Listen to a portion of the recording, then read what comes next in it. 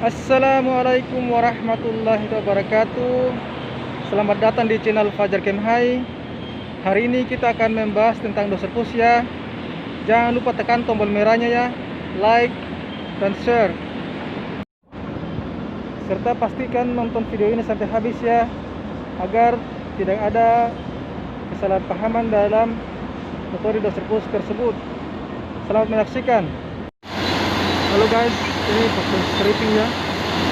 Jika belum didosing, dilakukan ripping dulu agar materialnya gembur atau tidak keras lagi, sudah terpotong ya materialnya agar mudah didorong oleh doser. Halo guys, ini proses dosing ya. Ini proses dosing ya, doser push.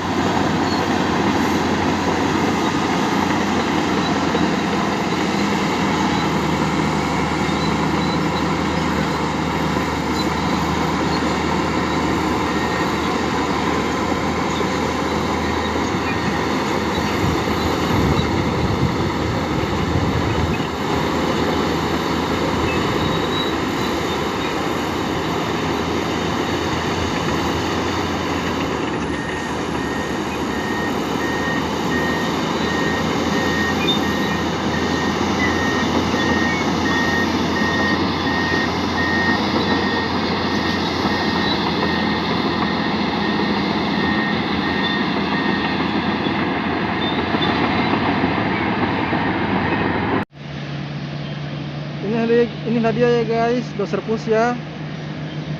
Doser push, sebenarnya doser push ini tidak asing lagi di dunia penambangan, di dunia pertambangan. Namun di Indonesia masih jarang diterapkan, tapi di luar negeri seperti Australia dan lain-lain sudah sering menggunakan doser push karena efisiensi cost miningnya dikurangi ya, diminimalkan. Doser push adalah proses pemindahan material tanah dengan menggunakan doser ya, tapi dikombinasikan dengan unit small, unit exa atau truk and shovel juga.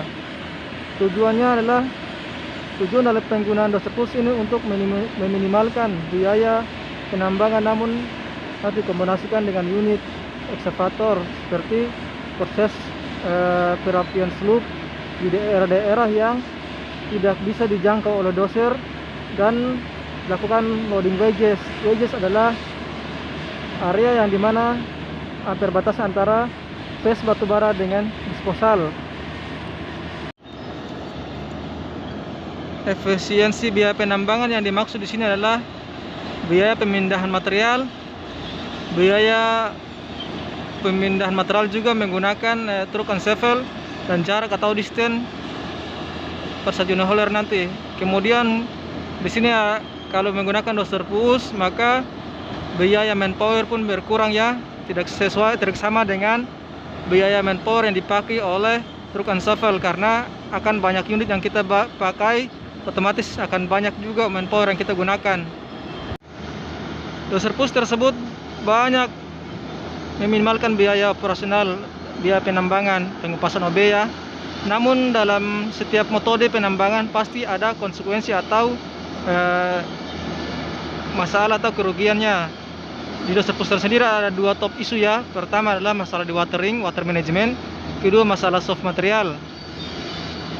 Soft material yang dimaksud di sini adalah pada saat seperti ini ya, di dosing kemudian hujan, maka terjadilah soft material karena air akan masuk di area-area yang belum sempat connect dengan disposal yang sebelumnya.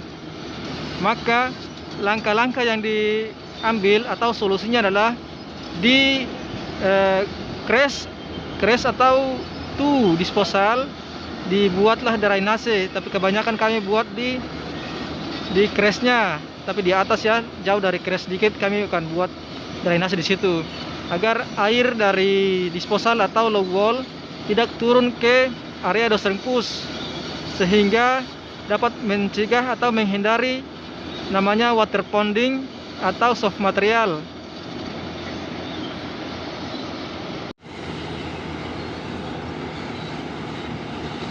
Metode doser push ada 8 ya guys.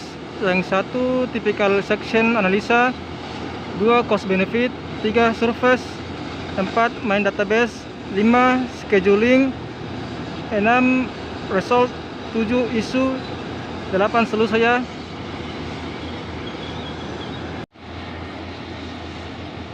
Yang dimaksud dengan typical section analysis adalah satu faktor dip batubara ya. Dip batubara di sini sangat berpengaruh dalam doser push. Doser push digunakan pada dip batubara yang agak landai. Maksimal doser push yang bisa digunakan pada dip yang maksimalnya 16 sampai 17 derajat. Kalau lebih dari itu tidak bisa digunakan doser push karena kemampuan alat doser untuk mendorong material akan semakin besar dan akan cost doser akan lebih besar. Maka batas yang ditentukan oleh perusahaan kami adalah 16 sampai 17 derajat untuk di batubara ya. Karena itu sudah dihubungkan dengan atau sudah disesuaikan dengan kemampuan alat doser atau alat dorong.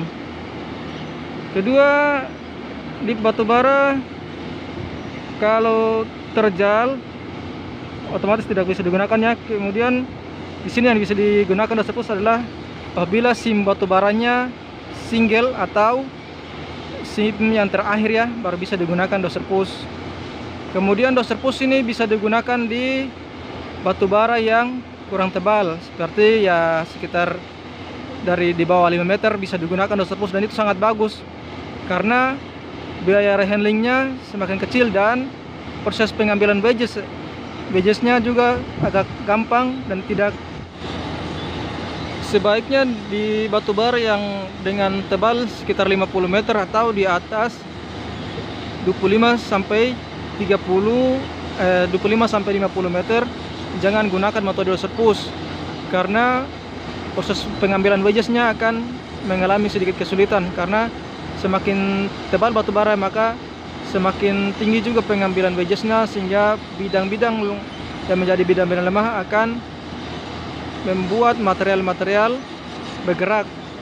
Karena doser push ini kan setelah didorong materialnya akan menjadi fine atau kecil, butiran-butiran OB akan disesuai dengan OB yang dilakukan oleh truk and shovel. Yang kedua adalah cost atau benefit.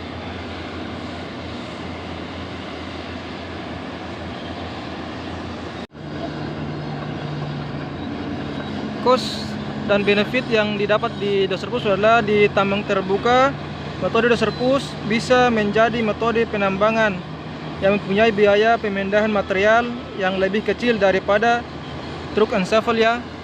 Karena di lain sisi kita sudah menghemat biaya distance, biaya manpower, biaya pemakaian unit, sehingga cocok untuk digunakan di open pit atau tambang terbuka. Untuk metode yang ketiga, surface, keempat main database, kelima scheduling, keenam result. Itu saya tidak akan jelaskan di video ini karena itu berhubungan dengan plan, scheduling. Kalau ada yang ingin tahu, maka tolong di komen ya, agar kami bisa menginformasikan tentang hal tersebut. Sedangkan untuk isu dan solusinya saya sudah jelaskan di awal video tadi. Isu dari doser push ini adalah top isunya adalah mengenai water management sama soft material ya. Dan solusinya sudah saya jelaskan juga di awal video tadi. Dari metode penambangan yang digunakan untuk pengumpasan OB, ada beberapa metode ya yang harus saya informasikan. Pertama, dengan menggunakan drag line. Namun drag line tidak bagus atau kurang cocok diterapkan di Indonesia. Adapun di Indonesia diterapkan namun masih sedikit. Karena pertama kita harus membuka area yang akan di loading harus sedikit besar atau luas, kemudian dudukannya harus keras atau kuat, base dudukan untuk drag line nanti. Sedangkan untuk metode yang kedua, doser push, yang pertama tadi drag line metode yang paling murah ya dalam sistem penambangan ya, itu adalah doser push ya. Kemudian yang kedua, untuk penambangan, metode penambangan yang paling murah, yang poin pertama drag line, poin kedua doser push, dan poin ketiga truk and shovel. Yang saat ini kebanyakan kita terapkan di Indonesia adalah truk and shovel. Demikian video ini, jangan lupa like, tekan tombol merahnya ya. Semoga bermanfaat buat kita ya semua. Terima kasih.